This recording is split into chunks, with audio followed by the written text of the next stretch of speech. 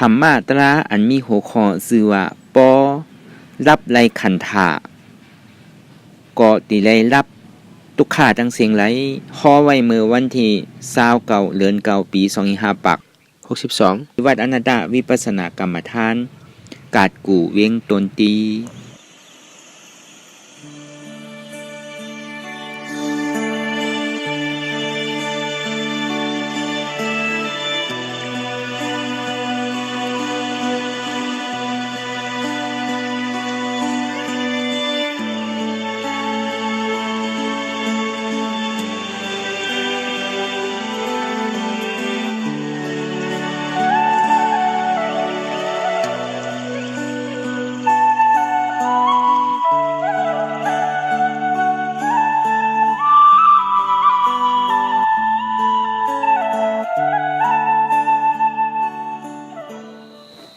เปิดตาญาณสมาธิที่เข้ากะหันเฉพาะอันเตตีมันเกิดขึ้นตั้งแต่ซี่โคต่อไปติ้นเนี่ยอันนี้ห้องว่าคันธะแล้วก็เอาสมาสังกัปปะกะวนจอมยับตัด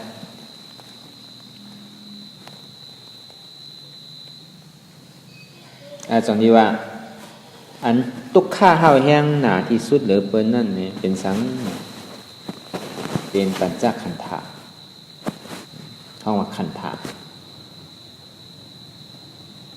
ทุกข้าเหลือสีขันธะเนี่ยมันมีสังทางก็ในอันสุขข้าเหลือเปิ้นนั่นโน้เป็นทั้งเนี่ยเป็นอริยามีอยู่สองเปิงโลกุตระนั่นสุขข้ามีอันแตก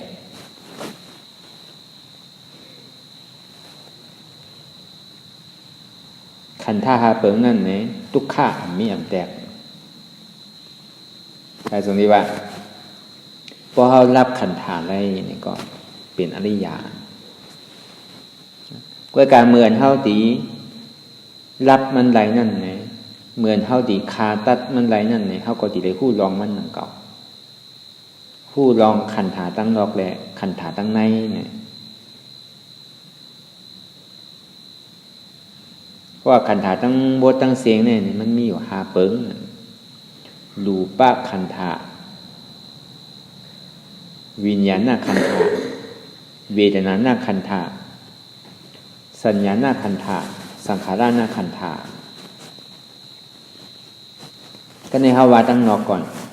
เมื่อหนังเสียงเตียนเท่าไรยินเย้าเนี่ยเสียงเตียนเท่าไรยินใดถ่อมนั่นเนี่ย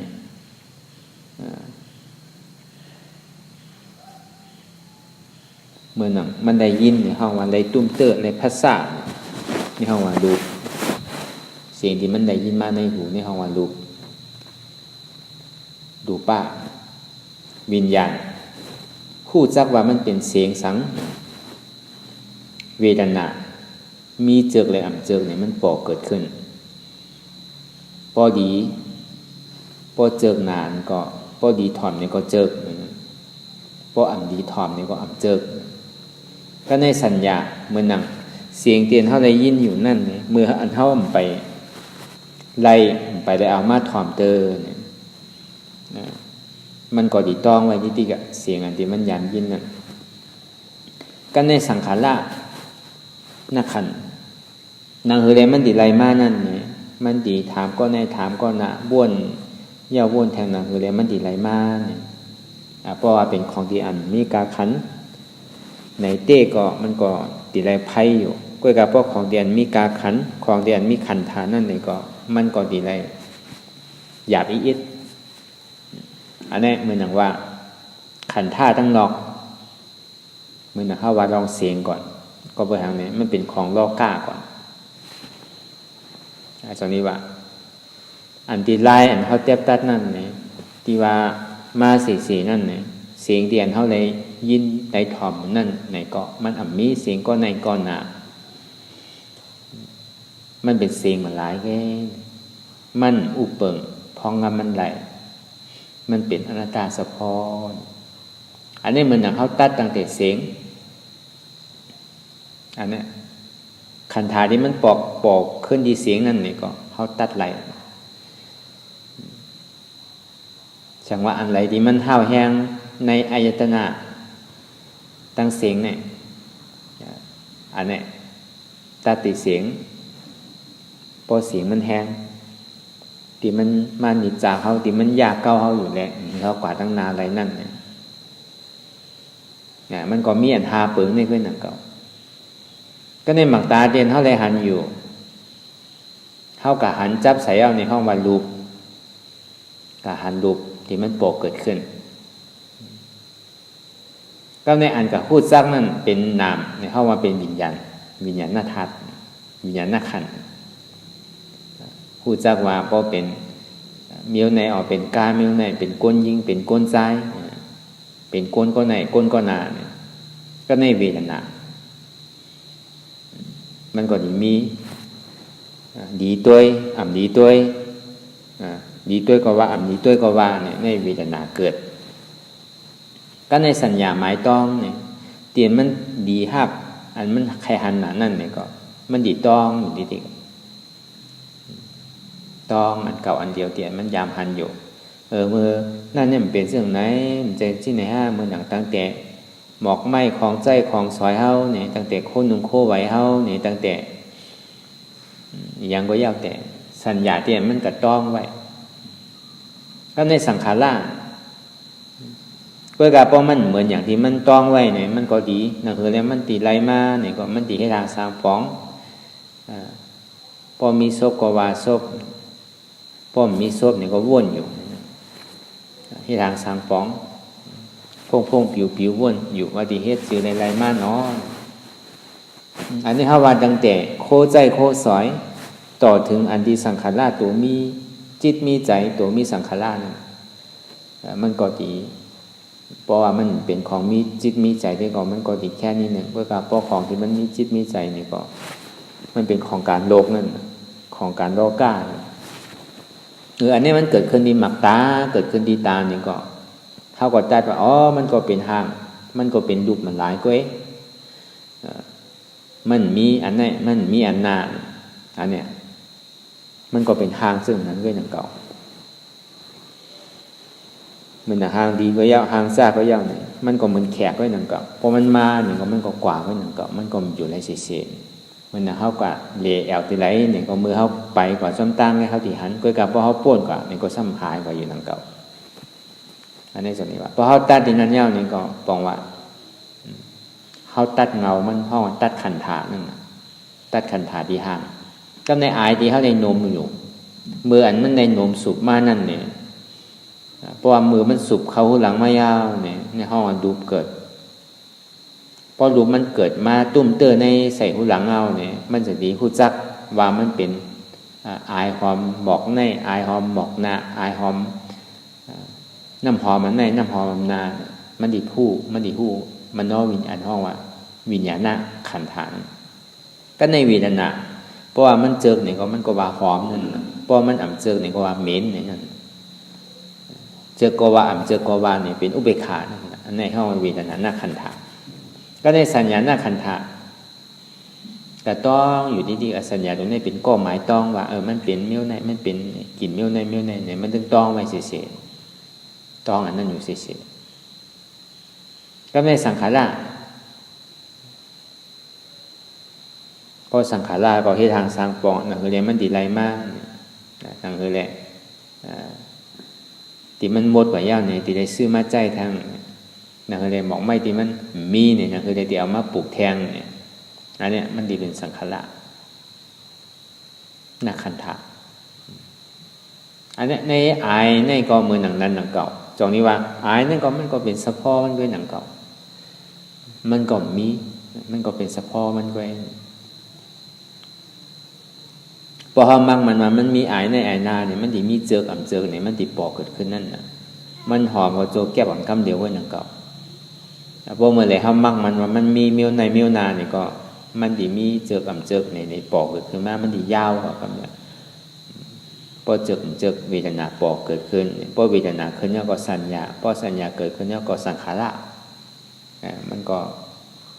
ดีกว่าเป็นต้อยๆกันเดียวมันจะว่าติดไรกันเดียวลูกเพราะว่าขันธาเปิงตัวใน ในรูปวิญญาณเวทนาสัญญาสังขารนั่นอำให้ทางสร้างปองเนี่ยมันได้นะมันจะว่าหันยาวก็หู้ยาวก็เจอยาวก็ตองยาวก็มันดีไรคำเดียวใส่เนาะหนังเรียนมันดีไรเนี่ยก็มันดีสั่งแล้วนะก็เนี่ยเพราะว่ามีอันการเนี่ยก็มันดีอยากนิดนึงก็ครับเพราะอะไรมากไปซ้ำเย้าไว้หนังเกาะซ้ำไปอิ่มเด้อเพราะหันต่างเสื้อต่างเมี่ยวมาทางเนี่ยซ้ำเอาทั้งเอาอันนี้เหมือนหนังอายเตียนเท่าไรโนมอยู่นั่นเนี่ยก็เพราะเขาตัดว่ามันเป็นสะพอมันก็เบอร์เฮากะมากมันว่ามันมีอันนี้อันนาเนี่ยก็มันมีหอมเหม็นมันปอกเกิดขึ้นมากคำเดียวนึงอันนี้พอตัดอะไรตั้งแต่อายเนี่ยก็มันก็เย้าไปหนังเกาะอันนี้บอกว่าเป็นตัดขันธาเมื่อหนังอายาสาเตียนเท่าไรกินได้จิ้มอยู่นั่นเนี่ยก็หนังนั้นหนังเกาะรูปที่มันปอกเกิดขึ้นในเพราะเขากับครบใส่รูปบางปอกก็เมี่ยวอ่อนบางปอกก็แข็งบางปอกก็อ่อนแข็ง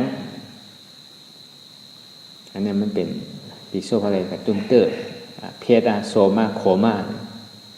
อันที่เขากับตุ้มเตอร์อันรูปตัวนี้กับตุ้มเตอร์มันรู้จักว่าแข็งอ่อนอ่อนอันนี้เขาว่ารูปก็ในวิญญาณจึงที่พูดว่าเพราะว่ามิ้วเพชรเนี่ยเป็นหมักพริกเพราะว่ามิ้วส้มเนี่ยเป็นหมักผ้าเป็นหมักเขือเนี่ยก็ว่ากว่าอันนี้วิญญาณกับหูจักก็ในเวทนามันมีเจือกกับเจือกกันเหมือนเขากินหมักพริกเนี่ยก็อ่ำเจือกเนี่ยก็เพชรหนาเพราะเจือกเนี่ยก็แคมหนามันก็มีเจือกกับเจือกก็เกิดเวทนานั่นแหละก็ในเวทนาเกิดแล้วเนี่ยเกิดสัญญาต้องเมียวอันมันได้กินยามกินมันดีต้องไปเพราะว่าเมียวมันยามกินเนี่ยถึงว่ามันเป็นเมียวเดียวกันเซต้าเนี่ยก็เพราะว่ามันยามกินอันที่เมียวมันกินนั่นเนี่ยก็มันติดต้องไว้มันใจอันไหนมันใจเมียวไหนมันใจหมักเมียวไหนมันใจปลูกเมืองไหนมันเป็นหมักเมียวไหนมันติดปอกเกิดขึ้นนั่นมันสัญญาตัวนี้ต้องก็ในสังขารได้จนดีว่าพอดุอย่างกินเกิดยาวเนี่ยคู่จักพอคู่จักยาวเจอพอเจอยาวตองอันที่มันเจอพอตองเตียบมันเจอยาวเนี่ยก็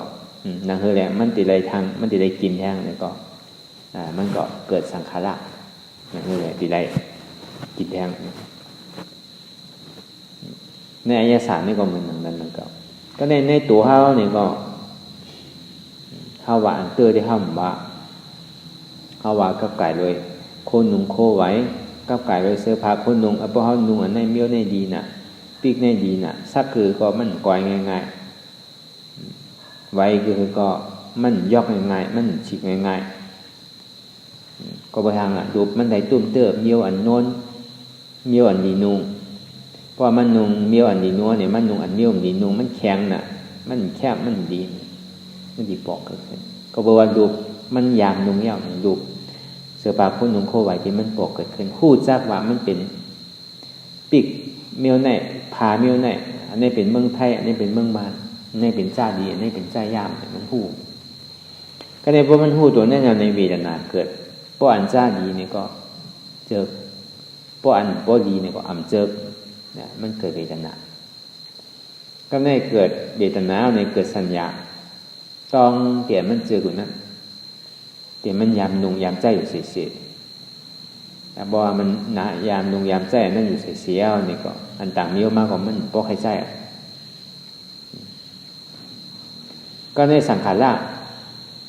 นางฮือแลมือมันอ่ำไปไรเธอนั่นมันตีวนหาซอกหานางฮือแลมันตีสังขารมันตีปอเนี่ยมันนั่งเสื้อผ้าคุณนุงที่เฮาไว้นั่นรูปเกิดพอรูปเกิดแล้วในวิญญาณใจหู้พอใจหู้เกิดแล้วในเวทนาก็เจอสัญญาต้องเตียนมันยามนุงสีเตียนมันยามใจนั่นในสัง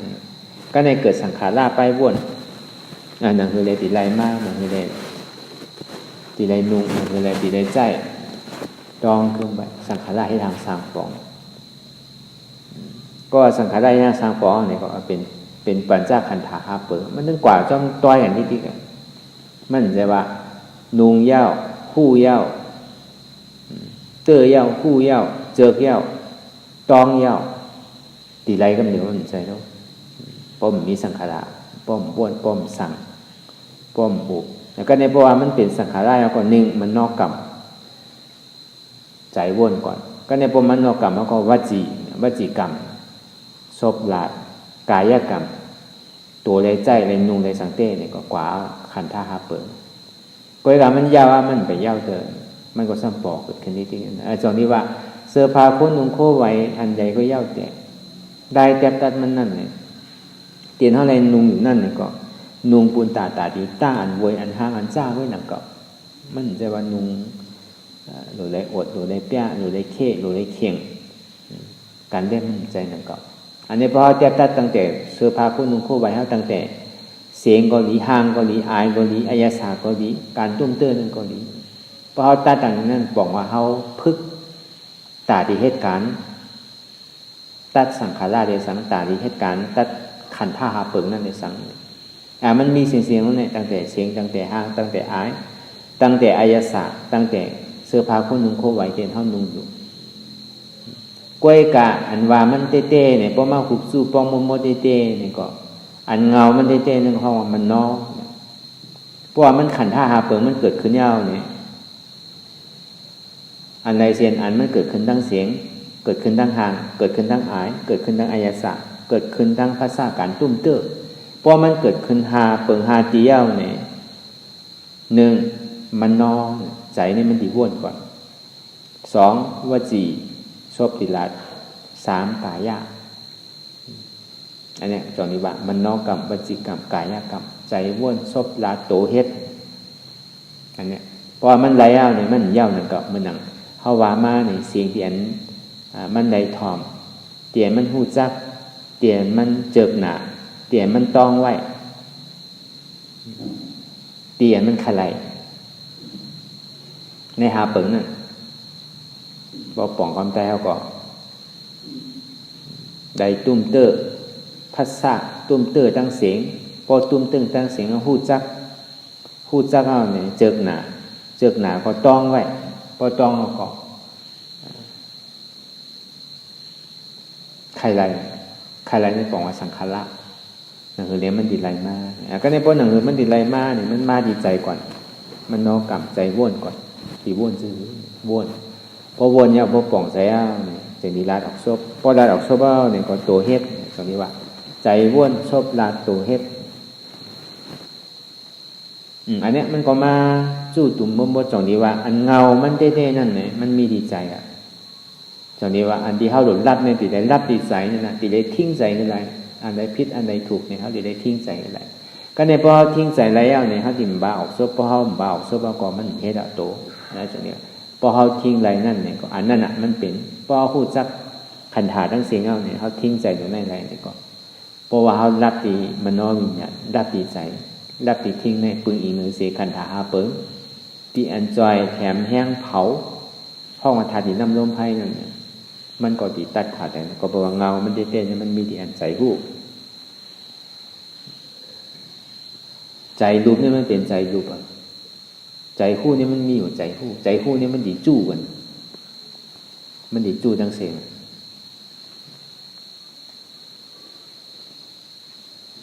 อันนี้ในปัญจขันธ์หาเปิงอันที่ว่าทุกข้าที่สุดนั่นอันสุขข้าที่สุดมันเป็นอริยะเป็นโลกุตละเหมือนหนังปุถุชนนาที่เขาเป็นอริยะเป็นโสดาบันอันนี้ห้องว่าโสดาปฏิมาเขาเป็นโสดาปฏิโภคอันนี้เป็นที่สุขข้าซื่อสาใจที่สุดที่อันนี้อันแตกอันทุกข้าเอาแห้งแข็งหนาเต้ๆนั่นนี่ก็เป็นปัญจขันธ์หาเปิงอันทุกข้าเป็นขันธ์หาเปิงจงดีว่าอันใดทุกข้าที่สุดอันใดสุขข้าที่สุดนี่นั่นคือในเขาสมดิสุขข้าที่สุดนั่นในเขาติได้เฮ็ดถือละเขาติได้มาเฮ็ดเหตุหักเงาอจองสุขข้าเหตุหักเงาอจองสุขข้านั่นเป็นอนัตตาสะพอ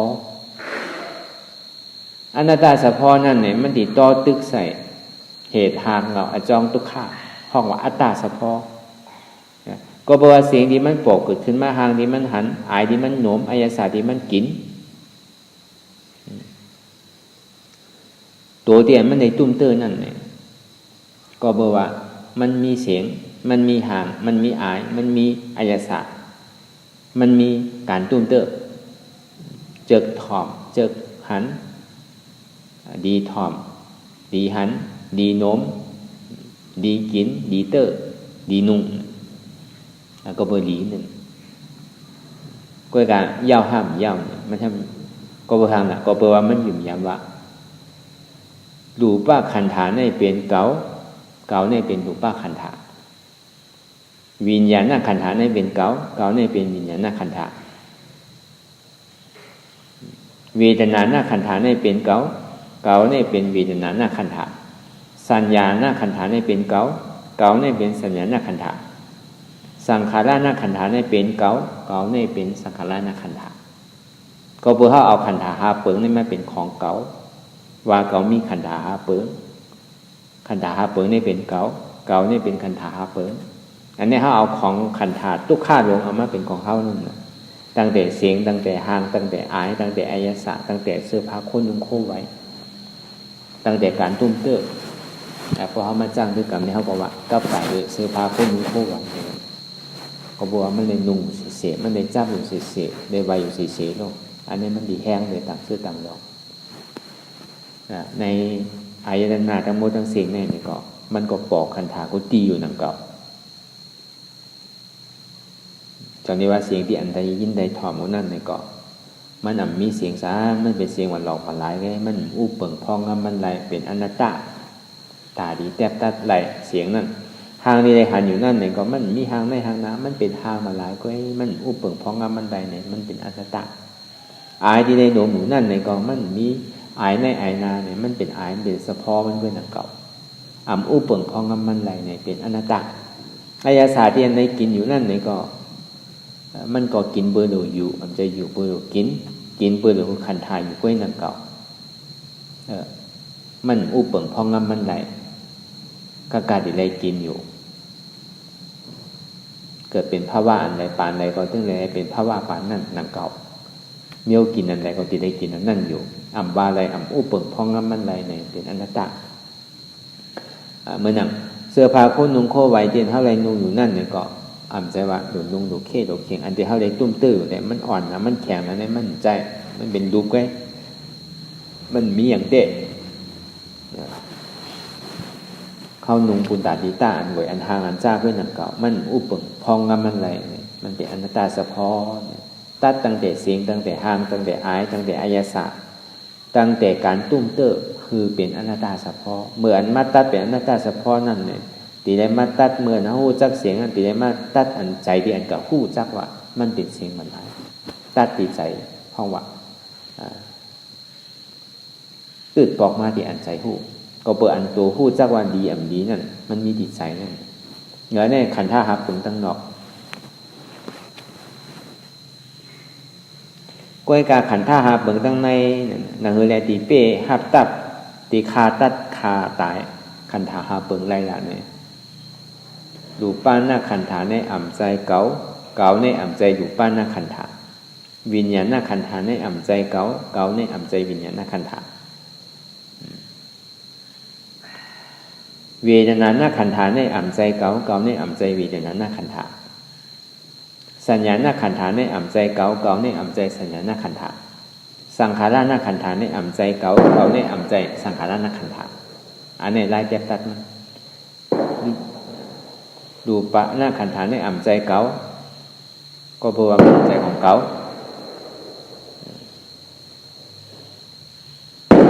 มันมาตั้งดูก็ดีมาตั้งดูวิญญาณเวทนาสัญญาในดูนั่นก็มันใจของเขามันเป็นอนัตตาสะพอในวิญญาณนั่นก็อ่ำใจของเขามันเป็นอนัตตาสะพอเนี่ย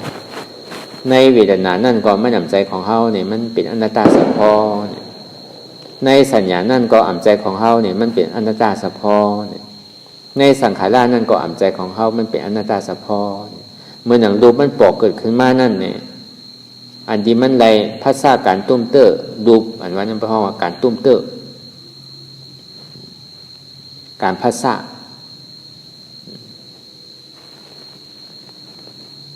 เพราะมันปอกเกิดขึ้นในรูปเนี่ยก็มันอ่ำใจเก่าอ่ำอู้เปิงพ้องมันไหลเนี่ยเป็นอนัตตาก็ได้เพราะว่าใจกับหู้จักว่ามันเป็นรูปเมี้ยวในมันใจเก่าใจตัวนี้ใจหู้ตัวนี้ก็อ่ำอู้เปิงพ้องมันไหลเป็นอนัตตาอันที่เจกหนานั่นก็มันอ่ำใจเก่าอ่ำอู้เปิงพ้องมันไหลเป็นอนัตตาอันที่ต้องคึ้มไว้อยู่นั่นก็มันอ่ำใจเก่าอ่ำอู้เปิงไหลมันเป็นอนัตตาเฉพาะ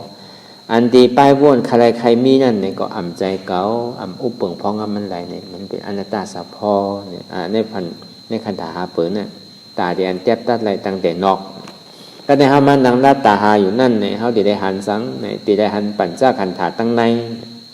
อาท่องวันดูป้าขันธาปิทุกขะวิญญาณขันธาปิทุกขะเวทนาขันธาปิทุกขะสัญญาณขันธาปิทุกขะสังขารขันธาปิทุกขะอันที่ว่ามาเมื่อเจ้าเนี่ยมันเป็นตั้งนอกเมื่ออันเฮาย่ำไปหันทุกขะเมื่อย่ำไปหันเจ็บเตอ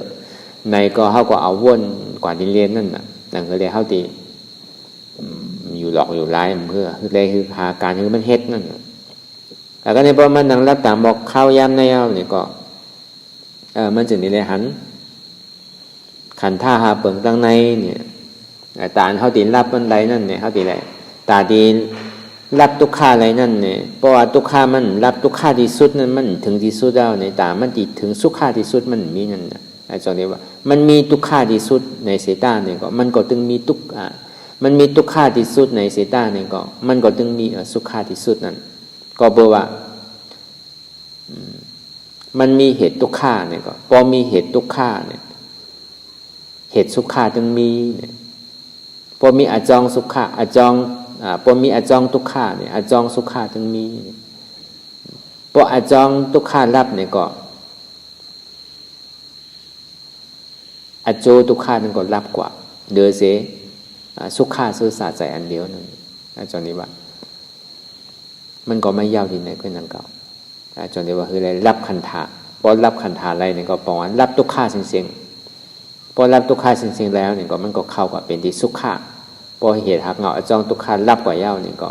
เดือเสสุขข้าเหตุหักเงาอจองสุขข้าเนี่ยผลอโจสุขข้าเกิดเพราะวันนี้รถท่าเสจานมันดิเกิดขึ้นกำเดียวเนี่ยอาจารย์นี้ว่าอันนั้นคือได้เข้าตีคู่หันป่องเสียงแรงใจดีว่าอันใดเป็นขันธาขันธาตั้งดอกขันธาตั้งในขันธาที่อันเหมือนเขาทอมกว่าก็หู้พองภาพเลยพองปกติว่าเด้ๆเนี่ยพอมาหุบจุ่มโมเสงเนี่ยก็คือตัวในโลกาเนี่ยมันมีศูนย์ไงมันมีสังมันมีอย่างที่อันเกลีเนี่ยมันมีอย่างที่อันกายยึดกาแหวกออกมาเป็นของเฮาไรเนี่ยก็บอกว่ากูเสื้อกูลองเนี่ยมันมันกึ้มก็บอกเฮามากมันมีเนี่ยก็มันมีเมียวในมีเมียวนาเนี่ยก็มันตียาวกว่าที่นั่นน่ะสังขารพอมันมีเนี่ยก็กวยการซ้ำเหตุการณ์มันก็ไม่ไรอย่างเก่าพอมีเนี่ยก็ตีเลยเหตุการณ์นั่นคืออะไรตีออกป่วนมันไรก็บอกว่ามันมีเนี่ยก็มันก็ติดจับหอยจอมมันอยู่มันก็นิจจาเขาอยู่ที่กันแล้วก็ได้พอมาเขาในตัวขันธาภายในเนี่ยในห้องว่าเป็นปรมัตถ์ขันธาทั้งในเนี่ยอันห้องว่าดูป้าขันธาปิทุกขะดูป้าขันธาปิทุกขานั่นในเป็นที่ไว้ล่ะปึงอิงเดอเสตั้งแต่ซี่โครงต่อไปตินมันมีสะพอธาตุดินนำลมไพ่ที่มีเจ็บแกนต้งตอดเน็ดซานสั่นไหวคมไต่นิ้มค่อนไม้กัดหนาวนักเว้าอ่อนแข็งสู้ตุ้มจับยายจึมหยอดเป็นดูในเป็นดูป้าขันธาปิทุกขะมันเกิดขึ้นตั้งแต่ซี่โครงต่อไปตินเนี่ยในวันดูป้าขันธาปิทุกขะก็บอกว่ามีรูปเนี่ยมันเจิงตีมีทุกขะอันนี้ก็ในวิญญาณขันธาปิทุกขะใจที่อันกะหู้จอมว่ามันเจ็บแกนต้งตอดเนตรซานสั่นไหวไม่กัดอ่อนแข็งสู้ตุ้มจับยายจึมหยอดเป็นรูปอันใจที่กะหู้นั่นห้องว่านามธาตุอันนั้นห้องว่าวิญญาณขันธาปิทุกขะก็บอกว่ามีใจที่อันกะหู้เนี่ยมันเจิงนี้มีทุกขะก็ในเวทนาขันธาปิทุกขะในเวทนาขันธาปิทุกขานั่นในก็เขาก็ปึงอิงเนอเสทุกขะเจ็บนั่นเป็นแห้งใหญ่อันสุขะเอาเบกขาที่เขากลมบาแล้วก็บอกว่ามีเวทนาขันธาปิทุกขานั่นแหละจอนี้ว่ามันเป็นทุกขะ ของว่าอุเบกขาในของว่าสุขาได้เฮาก็ตึงหามันเสียๆลูกอันทุกขาในเฮาใครทบเนาะเฮาก็ปลายมันเสียๆลูกจองดีว่าอันใดเฮาใครทบนั้นตื้อถึงมันมาอยู่จำเฮาคือเฮาใครทบด้วยนั่นมันดิเหมาะกับหือในนั้นหือเผาโดยมันดิไม่ฮะดิแคมกว่าฮะทุกขานั่นก็ในสัญญาณขันธาปิทุกขาก็บอกว่าสัญญามันก็ต้องคือไม่อ่านสัญญามันดึกๆนั่นสัญญาไปวนนี่มันก็คือสัญญาที่อันมือมันเจ็บแกนต้องตอดนิสันมือหนังมันดิ่มกว่าให้ปองมือหนังเจ็บก็เจ็บตอดก็ตอดมือหนังอาติมย่ายในห้องว่าสัญญาเพราะว่าเขามันหนังขิงข้าวยามไหลนี่ก็ปอกเกิดขิงข้าวนำได้เดียวแต่พอถึงหินนั้นมาในป้อมหนึ่งค่ายไปมันก็เย่ากล้วยกะเฮ้าหมู่หันถึงว่าตัวนี้มันเป็นสัญญาณขันธาปิทุกขาก็บอกว่ามีสัญญาต้องกึมไว้เดจนที่ห้องว่ามีทุกขา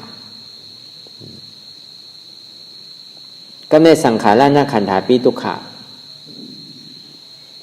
ในสังขารนาขันธาปิทุกขานั่นเนี่ยก็บอกว่ามันมีการแหลกลายสืบเป็นสืบลู่อยู่แหละจนที่ห้องว่ามันมีทุกขาอันนี้คือผู้วันป่องแจ้งเรื่องใจว่าในขันธหาเปิงนั่นก็บ่มีอันไรในรูปวิญญาณเวทนาสัญญาสังขารนั่นเนี่ยมันจึงที่ห้องว่ามันเป็นทุกขาที่สุดมันมีที่แตกเอาในหาเปิงเนี่ยเขาวนด้วยนี่เดียวเขาหนังตะลาเขาเยสังก็ยาวเขาป่วนในหาเปิงในไรแต่จังว่าบ่เขาป่วนในถึงหาเปิงนั่นจังนี้ว่าเขารับขันธาอะไรเพราะรับขันธาแล้วเนี่ยก็มันก็กว่าที่เป็นอันมีขันธามันดีเข้ากับเป็นที่ห้องว่าใจเจตสิกรูปนิพพานนั่นใจเจตสิกรูปเนี่ยมันดีเย็นสีไว้ก็เข้ากับที่นิพพานอันเดียวนั่นในห้องว่ารับขันธากล้วยการหนังเลยเข้าดีคู่วิธีตาดีรับขันธาอะไรนั่นเนี่ยอันนี้ดำลองหันอยู่ห้อมวนจอมห้อมตัดจอมห้อสมหัสวิธีตาดีขาดซัดตัดมันไหลหรือมันปกขาดเข้าตัวอยู่เข้าหู้อยู่กล้วยการห้อมวางห้อมตัดอะไรเนี่ยก็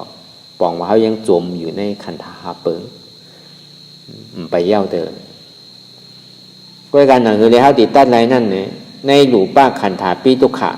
ก็บอกว่ามีเฉพาะธาตุเจ็บแก้นต้งตอดเนตรสานสันไว้ไม่กัดอ่อนแข็งสู้ถุงจับยายจึมหยอดเป็นดูที่มันเกิดขึ้นดีในหลูธาตุมันจะมีห้องว่าเป็นทุกขาก็บอกมีอันไหนมันปอกเกิดขึ้นดีโตนั่นแหละเพราะคือเขาป่องใจดีเต้ก็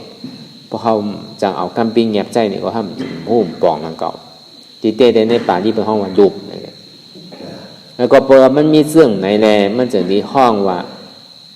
เป็นทุกขาก็ในสามารถมันมีข้อถามว่าทุกขาเนี่ยมันจะเป็นอะไรซื่อล่ะเนี่ยก็บอกว่าหลูป้าขันธาตัวในนั่นเนี่ยมันมีการแหลกลายใจว่าอันเดียวเตียนเขายามพึกมากันนะว่าเจ็บมันเป็นขานมันก็ซ้ำขึ้นมาป่องในขึ้นก้อยหนังเก่า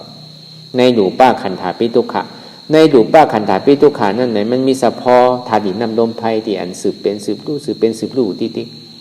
เย้ากึดดื้อก็แปลว่ามันสืบเป็นสืบลู่กึดดื้อเลยนั่นน่ะมันเป็นทุกขาก็ในฐานเท่าที่ผู้หันป่องว่าในรูปขันธานั่นมันสืบเป็นสืบลู่ก็แปลว่ามันสืบเป็นสืบลู่เนี่ยมันส่งที่ว่าเป็นทุกขาก็แปลว่าทุกขานั่นอุปเปิงเลยเนี่ยเพราะว่าเป็นอนัตตาเฉพาะเขาซ้ำเพราะว่าเขาป่องเสร็จในรูปขันธาเป็นทุกขาหันถึงว่ามันแดกลายจึงที่ว่ามันเป็นทุกขาหันถึงว่าทุกขานั่นอุปเปิงพองมันไรเนี่ยผู้หันถึงว่ามันเป็นอนัตตาเฉพาะสังว่ามันกับปอกกับคืนดีรูปธาตุเนี่ยก็หันถึงว่ามันมันกึ้มคู่ว่ามันเป็นทุกขาคู่ว่าทุกขานั่นบาอะไรพองมันไรเป็นอนัตตาเฉพาะนี่ก็อันในตัวนี้เขาก็ตัดขันธาในรูปธาตุกว่าก็ในสังว่ามันกับปอดีใจเดียนกับคู่เจ้าว่ามันเจ็บแกนต้องตอดเนสานสั่นไหวคมไต่นิ้มห้อนไม่กัดหนาวนักว่าอ่อนแข็งสู้ถุงจับยายจิ้มหยดเป็นดูที่อันใจกับคู่นั่นห้องว่าวิญญาณนาขันธาปิทุกขาวิญญาณอันใจกับคู่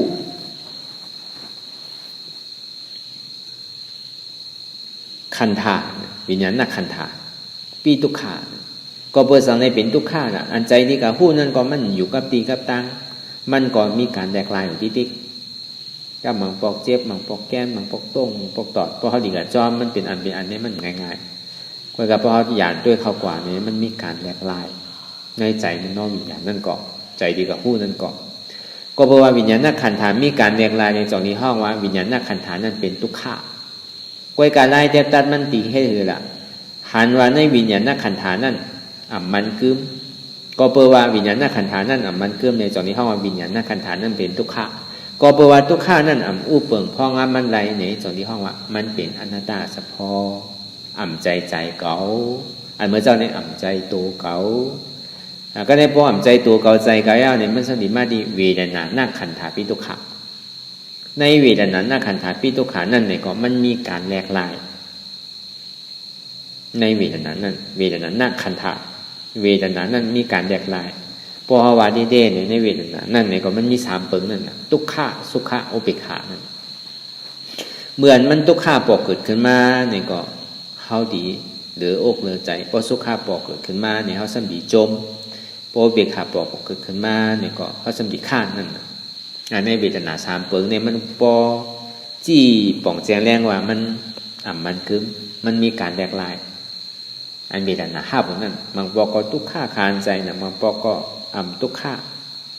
เหมือนหนังสุขะซื่อสาใจน่ะบางปอก็วางอะไรเป็นกรรมเป็นปอกอันนี้เฮาว่าเวทนาหน้าขันก็บอกว่ามันมีการแดงลายในส่วนที่ห้องว่าเวทนาหน้าขันธานั่นก็มันกึมก็บอกว่าเวทนาหน้าขันธานั่นมันกึมส่วนที่ห้องว่าเวทนาขันธาเปลี่ยนมันเป็นทุกขานั่นมันจึงได้ว่ามันกึมจึงได้เป็นทุกขาก็บอกว่าทุกขานั่นอู้เปิงพองงามมันไรในส่วนที่ห้องว่าเป็นอนัตตาสัพพอส่วนที่ว่าใจฮับเจ็บใจฮับเวทนาใจฮับเจ็บใจฮับเวทนานั่นบาในอู้เปิงพองงามมันไรเป็นอนัตตา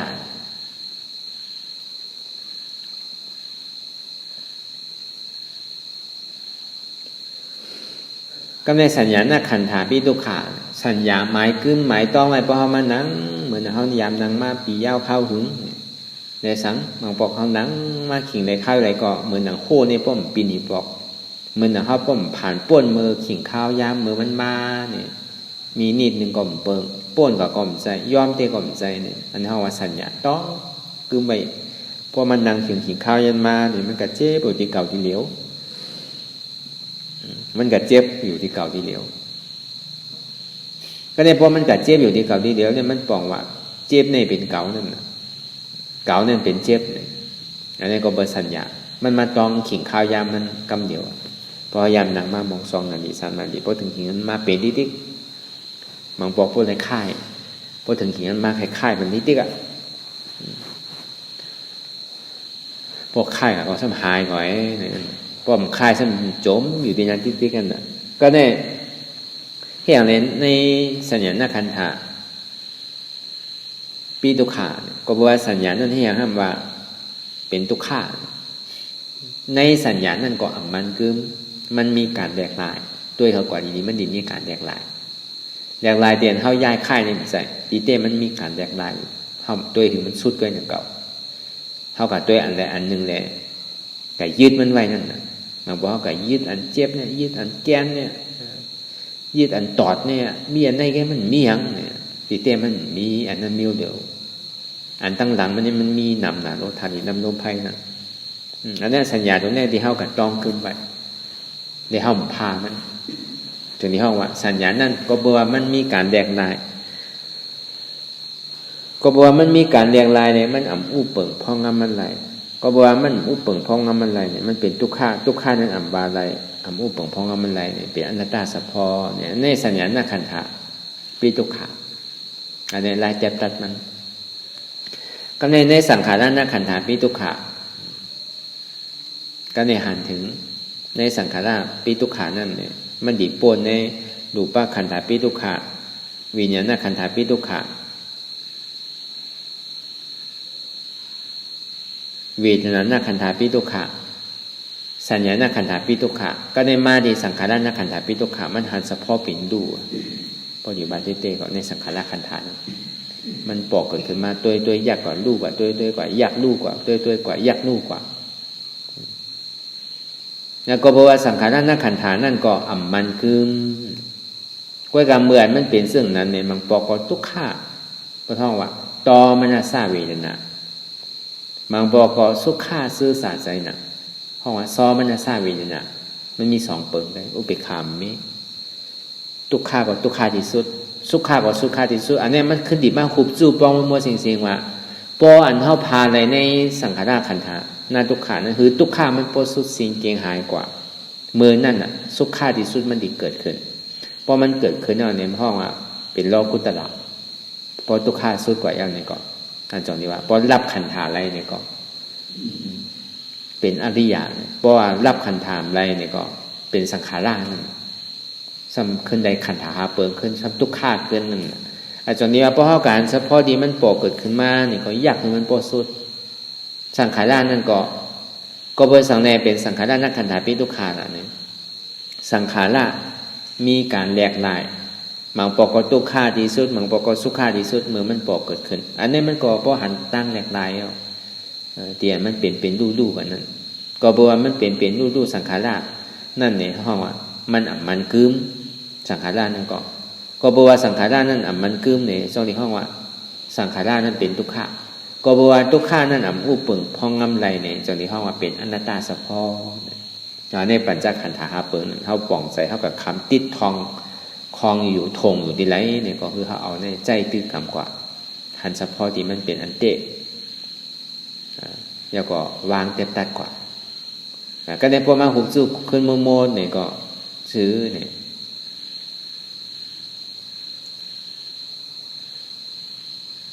ใจหันเป็นรูปใจหู้เป็นนามใจห้าเป็นเวทนาใจต้องเป็นสัญญาใจอะไรเนี่ยเป็นสังขารในใจหาใจนี่ดีเลยคาตายไปหมดใจหันมันมีรูปใจหู้มันมีนามใจห้ามันมีเวทนาใจต้องเนี่ยมันมีอันสัญญาต้องนั่นใจใครไรมันมีอันใครไรสังขารนั่นบอกว่าใครไรภาวะเนี่ยปกติว่าซื้อใครไรภาวะใหม่พวกใครไรของเนี่ยใครไรของมิ้วในมิ้วนาเนี่ยในใจหาเปิงในสังขารหาเปิงนั่นเนี่ยมันดีมีใจหู้ทั้งวันนามตัวนั้นอยู่กว่ากุฏิอยู่กว่าที่รูปก็อยู่กว่าที่นามก็อยู่กว่าที่เวทนาก็อยู่กว่าที่สัญญาก็อยู่กว่าที่สังขารนั่นใจนี่มันตันนั่นนั่นคือเดี๋ยวเพราะว่ามันมาหุบจูปอมโมสิงเสียเนี่ยมันจงที่ห้องว่าอนุโลมมาหยาดเนี่ยนั่นก็เนี่ยพอมาเย้าเสียงในปัญจขันธาเปิงเนี่ยนั่นคือเดี๋ยวมันตียอแก็บเลยคือมันหูป่องแจงแรงใจง่ายเนี่ยมันจงที่มาเย้าที่ว่าสัพเพสังขาระอนิจจาสังขารทั้งหมดทั้งเสียงนั่นอันที่ว่ามาเหมือนเจ้าในดูวิญญาณเวทนาสัญญาสังขารนั่นสัพเพสังขาระอนิจจาอานิจจามันกึมเนี่ยสังขารหาเปิงนั้นมันมันกึมเนี่ยพอมาหุบจู่ขึ้นโมเสียงใจหันใจหู้ใจหับใจต้องใจใครในหาเปิงในมันกึมก็แปลว่ามันมันกึมแลสเปสังขาราทุกขาก็แปลว่าสังขารานั้นมันกึมในส่วนที่ห้องว่าสังขารานั้นมันเป็นทุกขาที่พระเป็นเจ้ายำพ่อเป็นสวากาเขานั้นสเปสังขาระอนิจจาพิฆาเวก้อนหันเพไพ่เกิดเกียเจ็บตายเขาเนี่ยพิฆาเวเนี่ยมันจะวันนุงพานเดิมไปว่าเป็นพิฆาเวใจก็เป็นก้นเฮินว่าเป็นดุกอ่อนก็ยาวเป็นก้นยิ่งก็ยาว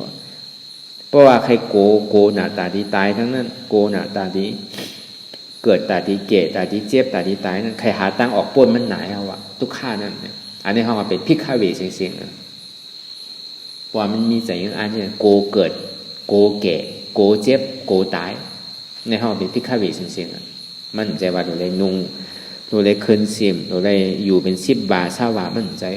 เป็นโกนกว่าเพราะว่ายังมีใจเสื่องในเป็นโกนกว่าเป็นพิคุอยู่เป็นโกนกว่ามันบุญเจ้าอยู่ป้อมมีใจเรื่องนั้นในเป็นบุญเจ้าในก็เสมือนก้นแค่นั้นก็ให้ไปก้นทั้งเกิดนี่เขาป่องใจว่าพิฆาเวรว่านั้นก็หันเพไพ่เกิดเกศเจ็บตายเขาเนี่ยอันใดที่อันมันกึ้มนั่นสู้ตีได้ว่าซื่อหือล่ะ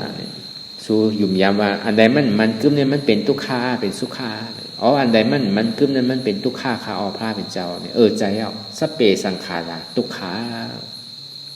ก็บอกว่าสังขารานั้นมันกึมในจองที่ห้องว่าสังขารานั้นเป็นทุกขาสังขารานั้นเป็นทุกขา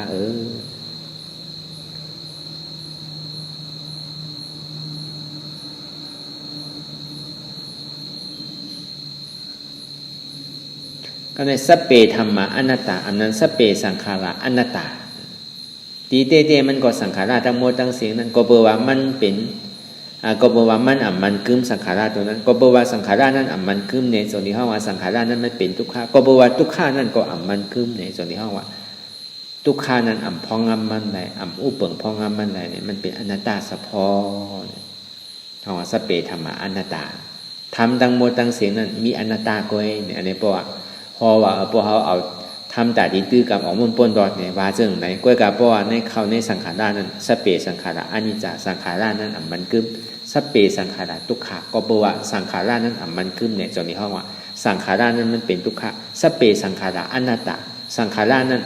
มันกึมเป็นทุกขะทุกขานั้นวาไรอุปเปิงพองมันใดเนี่ยมันเป็นอนัตตาเฉพาะเนี่ยจนนี้ว่ามันกลับกลายไปกันนั่นตอนนี้ว่ามันแตกอะไรซึ่งนั่นคือล่ะเมื่อน่ะพระเป็นเจ้ายามถามดีเจ้าอนันตาว่าอนันตาสังว่าเมื่อกัดตัดไม่ตัวนั่นอันที่มันงวยไว้แหละกัดตัดแล้วก็เมื่อลากว่าเมื่อเจ้าอันเมื่อกัดตัดไม่เมื่อลากว่านี่เมื่อหันถึงซึ่งคือล่ะข้าก็หันเป็นสังฆาก็ลากว่าซึ่งนั้นแค่สังว่าเป็นก้นเมื่อที่หันเจ้าหนึ่งคือละข้าก็พัดลากหนังเก่าเมื่อที่ได้ไว้ใจเมื่อหนังเมื่อตัดต้นไม้นั่นเนี่ยลากกว่าเหมือนหนังมันตุ้มเตอร์ใส่ทั้งนั้นน่ะในต้นไม้ต้นนั้นก็เพราะว่ามันหยุ่มหยาบมันเป็นต้นไม้กันในคันธาหาเปิงก็เหมือนหนึ่งนั้นเข้าติ่มได้จิตได้หอยในตัวในใจในเจ็บในสัญญาในสังขารในคันธาหาเปิงในพวกห้อมติดหอยอันใดนี่ก็เข้าที่ได้ไว้ใจเมื่อหนังเข้าพันต้นไม้เลยลากต้นไม้นั่นน่ะเสียงใครมอตันคือก็มันตุ้มเตอก็บัวมันเป็นต้นไม้ก้อย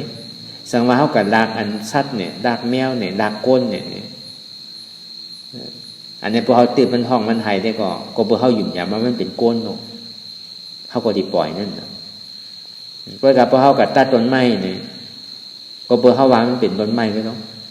มันใครมอตันคือก็เข้าบินตัวนะเขาโดดลากกว่าทั้งตั้งยังอ่านของเขานั่นคือเขาติดกับเผามันแปดนั่นมันก็เหมือนหนังนั้นหนังก็ตาเขาติดรับขันฐานนี่ก็เขาเหมือนหนังเขาไว้ใจเหมือนหนังเขาตัดต้นไม้โลกหักต้นไม้ยาวก็ตีได้เอากะเผาไผ่แปดก็หนังเก่ามันก็มีนะได้ไว้วางใจในขันฐานหาเปิงเขาในตีได้ไว้ใจเหมือนหนังนั้นมันจะดีออกป้นมันจะดีตัดมันได้ในขันฐานหาเปิงในหนังคือเลยไผ่มันดิเผาหนังคือเลยมันดิมดกว่าเสียงมันก็เหมือนกิ่งไม้เหมือนเขาแหงมันไว้พอแดดออกมาเนี่ยก่อนที่จะแยดเผามันหืนพอสุดอีกคือมันข้างมันอาจจะได้ไว้ใจมันอย่างนั้นเพราะว่ามันข้างเอาเนี่ยก็แต่ตาที่เผามันก็มันติดใจไผ่มันติดใจเฉพาะธาตุดินน้ำลมไผ่ก็ติดได้มีลมติดได้มีไผ่นั่นเลยที่เผามันไม่อะไรนั่นมันก็เหมือนอย่างนั้นอย่างเก่าตาที่รับขันธะไรนั่นเนี่ยก็เพราะเขาปล่องใจหรือมันเน่าเนี่ยก็เขาติดกรรมติดอยู่ในรูปติดอยู่ในนามติดอยู่ในเวทนาติดอยู่ในสัญญาติดอยู่ในสังขารกำนำเนี่ยเขากับติดอยู่ในสังขารเนี่ยเขาติดปล่องว่าใจว่าตะลาเนี่ยอันนี้อยู่ในตอนอย่างสังขารเขาย่ำมันกึ้มนั่นมันกึ้มนั่นมันจะนี่เป็นทุกขะก็บอกว่ามันทุกขะมันอู้เปิ่งพองำมันไรนั่นมันจะมีห้องมันเป็นอนัตตาก็ในพอมายอแก่เต้ๆเนี่ยก็ในรูปวิญญาณเวทนาเนี่ยก็ในพอมายอเอาในรูปวิญญาณเวทนาพอเขาวางอะไรเนี่ยก็เป็นอนัตตาในตัวในใจในเจ็บพอเขาวางอะไรเนี่ยก็เป็นอนัตตาพอเขาวางอะไรเนี่ยก็ซ้ำขึ้นเป็นอัตตาขึ้นซ้ำเป็นขันธาขึ้นซ้ำในตัวเขาขึ้นจนนี้ว่าทำมีคือเขาหันเนี่ยตัวใจเจ็บเป็นทุกข้าเสียงๆมีอยู่อันนี้เขาหันได้ทำใจเขาหูทุกข้าในใจเต้หมานเต้อัมบาอะไรอัมอุปเปิงพองำมันใดเป็นอนัตตาตอนหนังทุกข้านั่นก็อุปเปิงพองำมันใดมันเป็นอนัตตาทุกข้านั่นก็มันกึ้ม มันอุปเปิงพองกับมันใดเนี่ยมันเป็นอนัตตาเฉพาะอันนี้ทำมีก็หันทำใจก็หู้อันนั้นตาอันดีขาซับตาแปดเงาหากิเลสสาลงอันนั้นขันธาหาเปิงอันที่ทุกข้าเดี๋ยวเปิงนั่นนั่นคืออะไรเขาติดรับขันธาหาเปิงอะไรนั่นเนี่ยมันติดได้มันสู้ตุ่มเป็นอันหนึ่งอันเดียวใจแล้วเนี่ยมันติดกันลันกว่าทั้งในลันกว่าทั้งน้ำมันอะไรกำลันกว่าตัวกำลันกว่าใจกำลันกว่าสัญญากำลันกว่าสังขารกำลันกว่าวิญญาณได้พอมันมาสู้เป็นอันหนึ่งอันเดียวในตัวก็ดีกับปอในตัวก็ดีปอในรูปก็ดีปอในวิญญาณก็ดีปอในเวทนาก็ดีปอในสัญญาก็ดีปอในสังขารก็ดีมันมีทุกข้าเลยเดือเสียทุกข้าเนี่ยมีอย่างทั้งทุกข้านั้นอัมบาเลยอัมอุปเปิงพองมันอะไรเป็นอนัตตาเมื่อมันปอกขึ้นมาที่ใดเสตาเนี่ยก็ปอกขึ้นมาตัวดีใจเขาเสียงอันที่มันที่ทางสังปองนั่นเนี่ยคือพูดจับดีๆว่าอ๋อมันเป็นทุกข้าคือป่องใจดีๆว่าอ๋อมันเป็นทุกข้าเตียนมันเจ็บแกนตรงตอดเนี่ยใช่หรือเนี่ยมันปอกเกิดขึ้นดีโตปอกเกิดขึ้นดีใจปอกเกิดขึ้นดีเวทนาปอกเกิดขึ้นดีสัญญาปอกเกิดขึ้นดีสังขารอ๋อมันเป็นทุกข้าไว้หรอหรือเสียทุกข้าเนี่ยมีอย่างเพราะมันหาเจอนั้นเนี่ยมันจู่ตูนเป็นอันหนึ่งอันเดียวยาวเนี่ยในปองว่าเขาเหตุหาเงาอจองสุขข้าเนี่ยมันจำเต็มเนาะเพราะเหตุหาเงาอจองสุขข้าจำเต็มยาวเนี่ยก็มากมันเกิดมากำเดียวเพราะอนุโลมมันกันเพราะรุ่มมือไม่หยันเกิดขึ้นมายาวเนี่ยเพราะห้อมมีพันมีผายไว้ห้อมพึกไว้นี้เนี่ยเหมือนนั่นแหละตัวใหญ่ๆมันดีมาเพราะมาเขาตีในพันนิดเดียวอย่างกับกัวก้านมันนั่นน่ะตีได้เอาเหตุหาเงาอจองสุขาต่อตึกใส่เหตุหาเงาอจองทุกขาเพราะว่าเหตุหาเงาอจองทุกขาลับกว่ายาวในห้องว่าทุกขาที่สุดทุกขามันถึงที่สุดยาวเนี่ยว่าเต้ๆแต่สู้ต่อถึงทุกขาเพราะมีสู้ต่อถึงเพราะเจ็บเพราะหายกว่าเนี่ยว่าคือทุกขาเพราะสุดเซ็งเก่งหายกว่าคือเจ็บนั่นเพราะสุดเซ็งเก่งหายกว่านั่นปองว่าเขาเผาขันธะเหมือนเขาลากต้นไม้กิ่งไม้ลากกับเผาไผ่นั่นเผามันเสียงๆอย่างนี้มันเดือผุนไงอันเนี้ยนางเงยได้เข้าดีได้ไว้ใจจังนะเหมือนเขาเผาต้นเยอะต้นยาเข้าไปตัวเองนั่นเลยมันดีมดดีเสียงกว่าติ่มในเพียวทั้งตีได้ไว้ใจมันหนังนั้นขันธาหาเปิงไงตีได้ตึดเข้ากับจู้กองไผ่โดมมีก่อนตีได้เป่าคือมันแห้งๆไผ่เนี่ยคือมันตีลูกก็ใส่มันน้ำพอมือมันลูกน้ำโดมแห้งไผ่ลูกดินแคมต่อถึงน้ำพอแห้งกว่านั่นน่ะในนั้นเนี่ยมันพอเมียพอไผ่ลูกก็น้ำมันอยู่ในต้นไม้ต้นตอกก็มันก็แห้งหมดอ่ะเผาต่อถึงพอดินนั่นพอกลายเป็นถ่านแบบนั้นน่ะมันก็เหมือนเฉพาะธาตุดินน้ำลมไผ่เนี่ยมันเหมือนอย่างนั้นมันปึงอิงเลือกันมันติดกันอยู่กล้วยกะมันฉันเป็นอะไรนั่นธาตุดินน้ำลมไผ่นะอันนี้เขาป่องใจตรงในจองนี้ว่าพอเขารับขันธาอะไรเนี่ยก็เขารับทุกข้าอะไรเต้ทุกข้าที่สุดเนี่ยเป็นขันธาหาเปิงพอเขาถึงทุกข้าที่สุดมันสุดเสียงกว่ายาวนี่หักเหตุทางเงาจ้องมันสุดกว่ายาวนี่ก็อโจมันก็โมดกว่าหางก้อยมันอันที่ว่าทุกข้าเสียจะเกิดแก่เจ็บตายนั่นกว่าเพราะกว่าเนี่ยก็เหลือเสียสุขาที่ซื่อสาใจอันเดียวเพราะว่าอนัตตาเฉพาะเป็นนิพพานอันเดียวแล้วกุโก้เนี่ยม้วนยาวๆข้าวยามึงหึงอย่าปีว่าไพ่น่ะอย่าปีว่าเทิงน่ะเตียนเท่าหันเตียนเท่าว่วนเตียนเท่าว่วนเตียนเท่าหันนั่นถึงมันเพ่งเพ่งกันกว่าหันสังหันทุกข้าว่วนสังว่วนว่าทุกข้าเป็นอนัตตาหันสังหันอัตตาว่วนสังว่วนว่าว่วนตัดว่าเป็นอนัตตาอ่ำใจเก่าอัตตามันปอกขึ้นมาก็อนัตตาอ่ำใจเก่าตัวเขากว่าดีๆว่าเตียนเท่าอย่างก็มันมีอัตตาสั่งหัวห้า